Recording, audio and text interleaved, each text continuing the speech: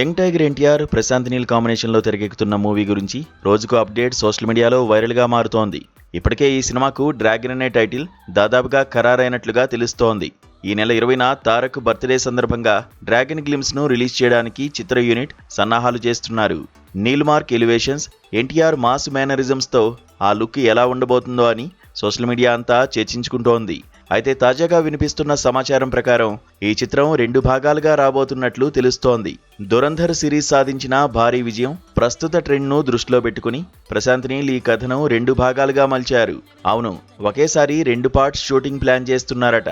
కథలోని లోతు, పాత్రల పరిధి పెరగడంతో ఈ నిర్ణయం తీసుకున్నట్లు చిత్ర యూనిట్ వర్గాల టాక్. ప్రశాంత్ నీల్ హీరోల మేకోవర్ గురించి ప్రత్యేకంగా చెప్పాల్సిన అవసరం లేదు. ఈ సినిమాలో ఎన్టీఆర్ 2 విభిన్న రూపాల్లో కనిపించబోతున్నారు.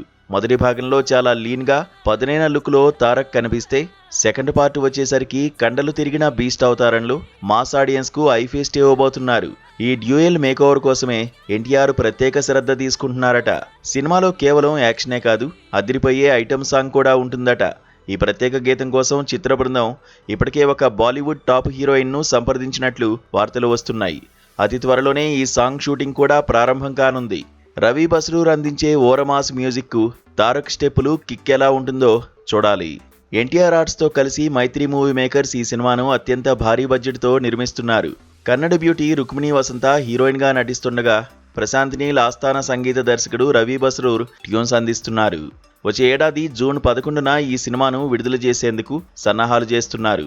మాస్ సినిమాలకు కేర్ ఆఫ్ అడ్రస్ గా నిలిచిన ప్రశాంత్ నీల్ సినిమాల్లో హీరో ఎలివేషన్ సీన్స్ కు ఏమాత్రం కొదవ ఉండదన్న విషయం గురించి ప్రత్యేకంగా చెప్పనవసరం లేదు.